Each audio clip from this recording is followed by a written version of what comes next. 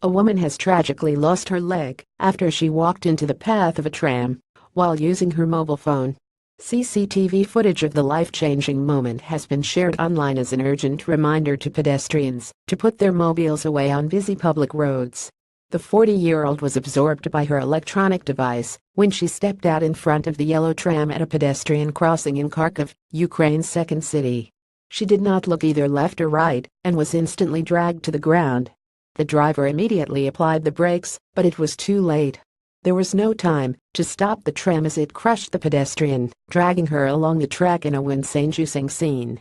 Eventually, the driver brought the carriages to a halt, but only after a brutal few seconds of steel-crushing flesh. The woman was lucky to escape with her life, but she paid a hefty price for her mobile phone use, her right leg. She was rushed to hospital for surgery with little or no hope of the limb being reattached. According to local reports, she had ignored the lights at the crossing. The CCTV footage clearly shows her walking past another pedestrian waiting patiently by the side of the track.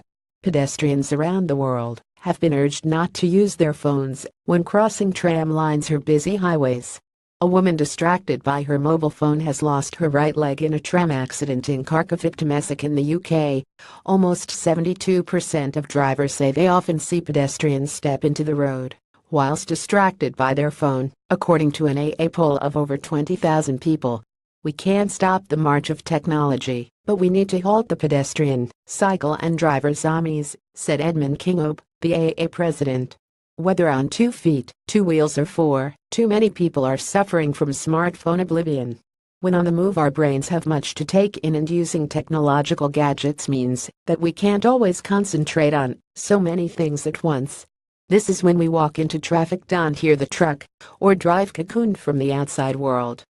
Our research suggests this problem is growing, so we all need to use common sense to ensure that technological cocooning doesn't endanger our lives or the lives of others.